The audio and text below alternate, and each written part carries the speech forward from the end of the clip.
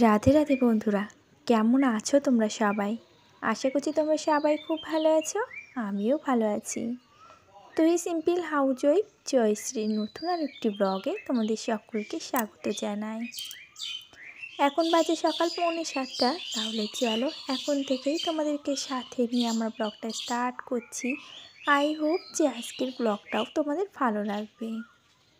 আর দেখো, ঘুম থেকে উঠে সকালের ওয়েদারটা দেখলে এত যে ভালো লাগে।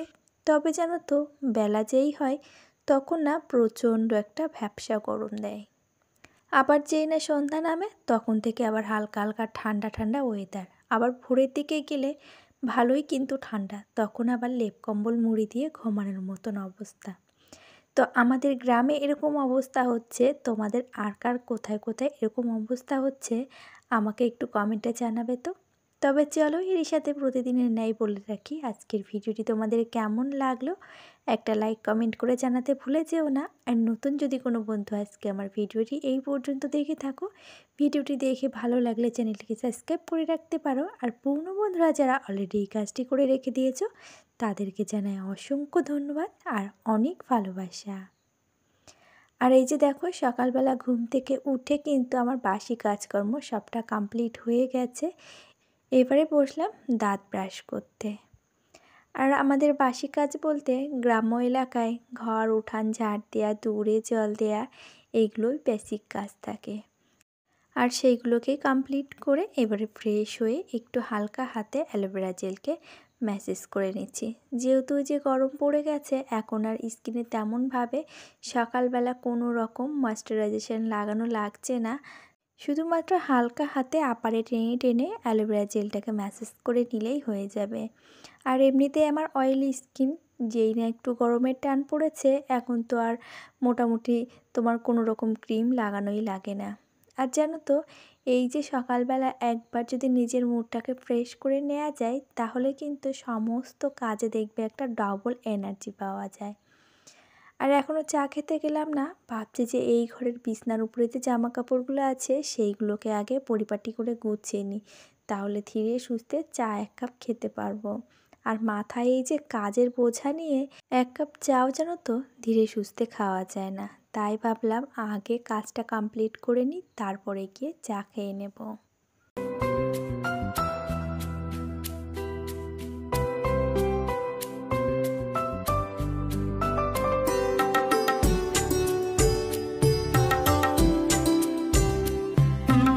আর এই তো জামা কাপড়গুলো সবটা কিন্তু ভাঁজ করে গুছিয়ে রেখে আসলাম।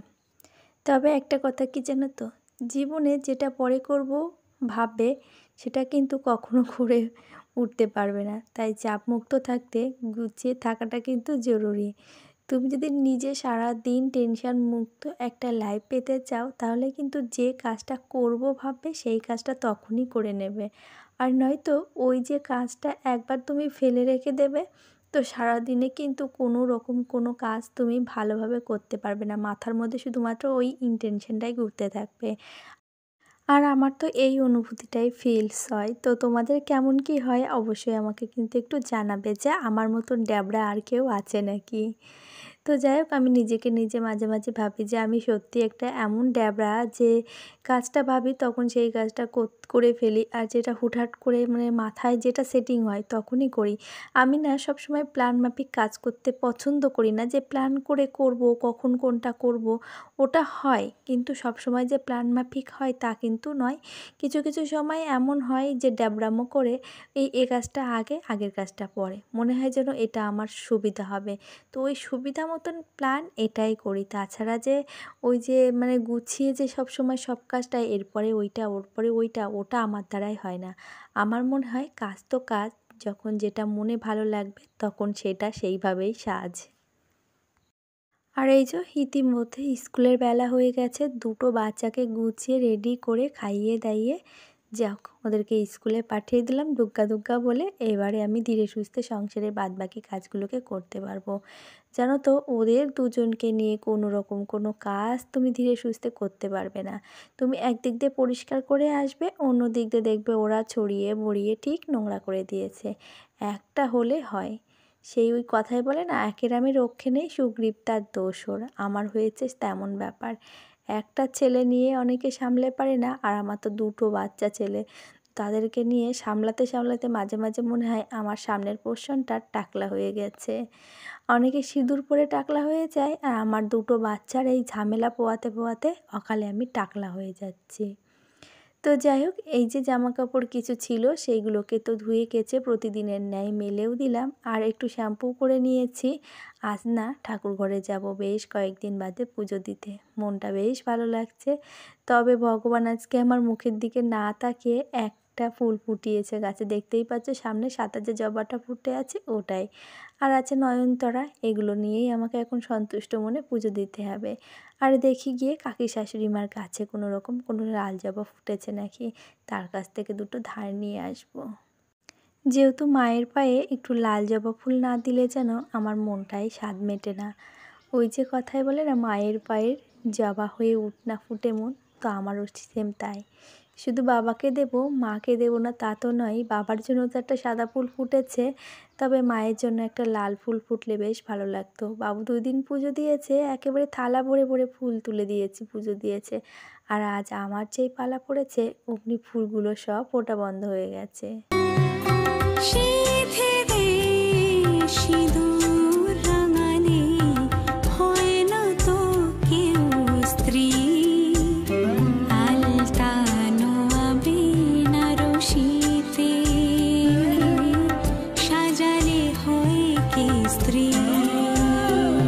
এখন বাজে 11:30, তো 5 মিনিট বাকি আছে, 25 হয়েছে। তো উঠানটার দিকে তাকিয়ে দেখো, মনে হচ্ছে যেন গত কয়েকদিন হয়তো আমার বাড়ির উঠানটা ঝাড় দিয়ে পরিষ্কার করা না। বাগান বাড়ি হলে যেমন সুবিধা তেমন কিন্তু অসুবিধাও। এই যে গরমকালে ছায়া পাওয়া যায়, তবে কোনো রকম কোনো শান্তি থাকবে না উঠানে, এরকম নোংরা পাতায় ভরে থাকবে। তো কী করব বলো, কিছু সুবিধা নিতে গেলে তেমন তো কিছু অসুবিধাও ভোগ করতে হবে। আর ওই যে গাছটায় এখন অম্র মুকুল ভরে গেছে, সেই মুকুলগুলো এখন ঝরে পড়ছে, ওই জন্য হাওয়া যেই লাগছে সেই অমনি আরও বেশি করে নোংরা হচ্ছে। সেই সাথে সাথে ঠাকুর ঘরের দরজার সামনেটা একেবারে নোংরা হয়ে যাচ্ছে, তো সেটাকে ভালো করে ঝাঁটা দিয়ে ঝাড় দিয়ে নিলাম।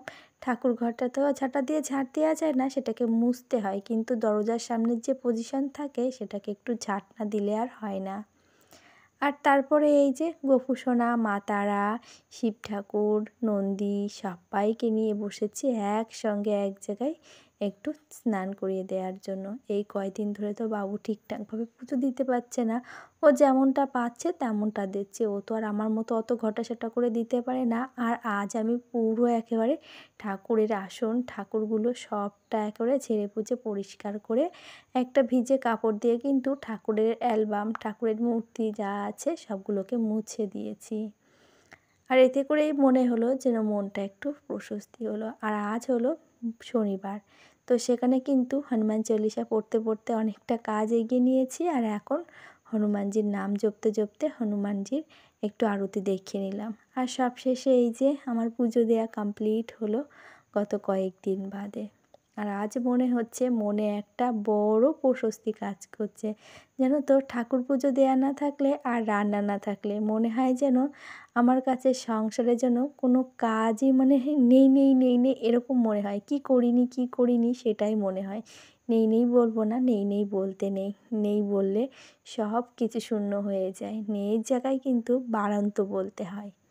আর এই যে মাছগুলো ফ্রিজ থেকে বার করে রেখেছিলাম সেটাতেও এখন জল ঝরিয়ে রেখেছি, ভালো করে ধুয়ে এখন নুন হলুদ লাগিয়ে তারপরে মাছগুলোকে সুন্দর করে ভেজে নেব। আর আজ ভাবছি মাছটাকে ফুলকপি দিয়ে রান্না করব।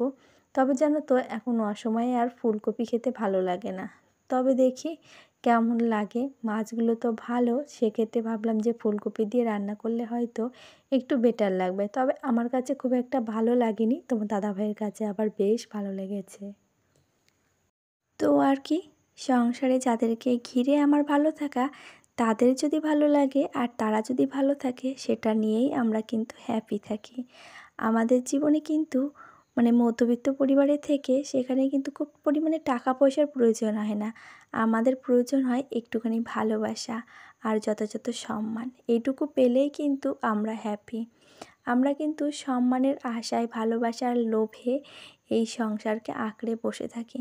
তবে জানো তো, অনেকেই বলে যে তুমি তো শ্বশুর বাড়িতে আছো, অনেকেই বলে তুমি তো বাপের বাড়িতে আছো। আরে সারা জীবন ধরে তো একটা মেয়ে হয় বাপের বাড়ি থাকে আর নয়তো শ্বশুর বাড়ি।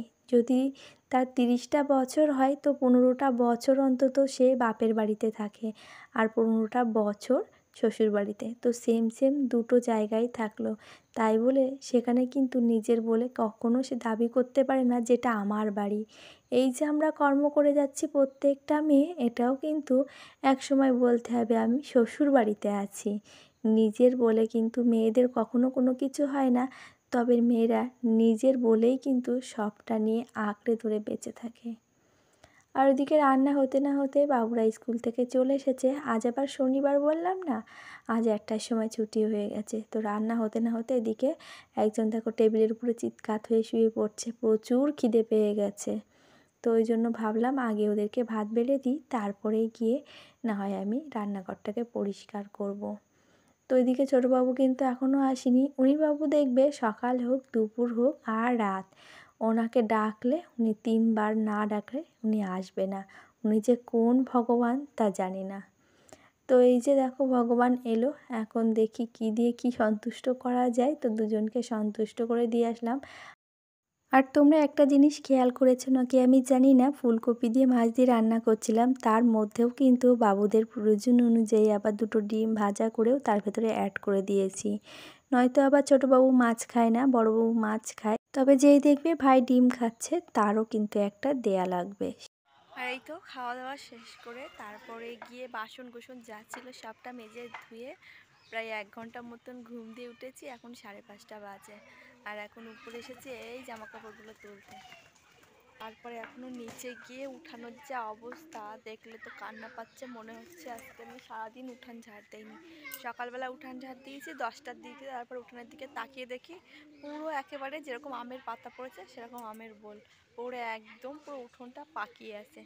তো সেটাকে এখন ক্লিন করতে হবে। এখন একটু বেলা বেড়েছে আর দেখো এই মোড়কগুলো সব ছাদের উপরে চলে এসেছে, যেমন পেছনে আমি দেখছিলাম ছাদের উপরে চলে এসেছে, মানে ওদেরকে নিচে খেতে দেয়নি। তো ওরা দেখেছে আমি ছাদে এসেছি, তো আমাদের সঙ্গে সঙ্গে ছাদে চলে এসেছে, পুরো একদম নিচ থেকে উপরে উড়ে আসে এই যে রাস্তা। এই যে এখান দিয়ে লাফ মারবে, লাফ মেরে নিচে চলে যাবে। সবারই প্রাণে ভয় আছে যে উপর থেকে নিচে লাফ মারবো, লাফ মেরে পড়ে যাব না তো, পড়ে গিয়ে লাগবে না তো, সেটাও আবার দেখে দেখে থেকে চেক করে কি করে এখান থেকে লাফ দিয়ে মাঝে মাঝে আবার ওই রান্নাঘরের ওই টিনের চালের উপরে পড়ে, তারপরে ওখান থেকে আবার নিচে যায়। তো চল অনেক তো বকবক করলাম, এখন নিচে যাই জামা কাপড়গুলোকে তুলে। আর এই তো বিকালে সমস্ত কাজ গুছিয়ে তারপরে ফ্রেশ হয়ে চলে এসেছি ঠাকুর ঘরে। আর ঠাকুর ঘরে এসেই দেখো আমি ঠাকুর ঘরের প্রদীপ, এদিকে ধুনুচি সবটা কিন্তু ম্যানেজ করে নিয়েছি। এখন এই যে ধুনুচি ছোবার মধ্যে একটা কর্পূর দিয়ে দিয়েছি, আর এবারে এই প্রদীপগুলো ধূপকাঠি সব জ্বালিয়ে নেব। আর জানো তো শনি, মঙ্গলবার আর বৃহস্পতিবার করে ধুনুচি, কর্পূর এগুলোকে জ্বালানো কিন্তু খুবই ভালো। আর এগুলো কিন্তু তোমার সংসারে অনেকটা পজিটিভ এনার্জি দেয়। তোমাদের সঙ্গে আমি যেহেতু মানে দিনের বেলার ব্লগ শেয়ার করি, রাত্রেবেলার কোনো রকম কোনো ব্লগ শেয়ার করি না, ওই জন্য কিন্তু তোমাদেরকে আমি সবটা দেখাতে পারি না। তো আমাদের সংসারে অনেক নেগেটিভ শক্তি থাকে। তোমরা যদি শনিবার, মঙ্গলবার আর বৃহস্পতিবার করে ধুনুচির সঙ্গে তোমার এক টুকরো কর্পূর আর একটু করে ধুনো যদি জ্বালাতে পারো, তাহলে কিন্তু তোমার সংসারটা অনেকটাই পজিটিভিটি পাবে। আর কে না চায় নিজেদের সংসার জীবনটা সুন্দরভাবে থাকুক, সুন্দরভাবে কাটুক। আমরা প্রত্যেকটা গৃহবধূই চাই আমাদের সংসারটা পজিটিভলি থাকে, অ্যাক্টিভলি থাকে। আর এই যে দেখো ওই যে বললাম না আজকে শনিবার, আজকে তো স্পেশাল ডে আমার হনুমানজির আর মা তারার, তার জন্য তো ধুনো আর কর্পূর অন্তত তাদের জন্য মাস্ট। আর এখন এই যে ধুনুচিতে আমি কর্পূর আর ধুনো দিয়ে কিন্তু পুরো ঘরটাকে ঘুরিয়ে নিয়ে আসবো।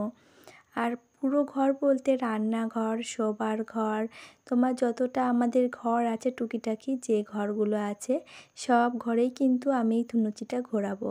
তবে জানো তো ধুনুচির সাথে সাথে কিন্তু আমি ঘরে প্রদীপটাও নিয়ে আসি, ধূপকাঠিও নিয়ে আসি। তবে ওই যে স্ট্যান্ডে ফোন রেখে পুরো ঘরে যে আমি ধুনুচি ঘুরিয়ে যাই সেটা তোমাদের দেখানো হয় না। তবে আমি এখন এই যে ধুনুচি ঘুরিয়ে যাচ্ছি, পরের বার কিন্তু আমি এসে আবার প্রদীপ ধূপকাঠি ঘুরিয়ে গেছি। আর এটা কিন্তু আমরা প্রত্যেক দিন করে থাকি। এটা যে শনি মঙ্গলবার বৃহস্পতিবার বলে কোনো কথা না।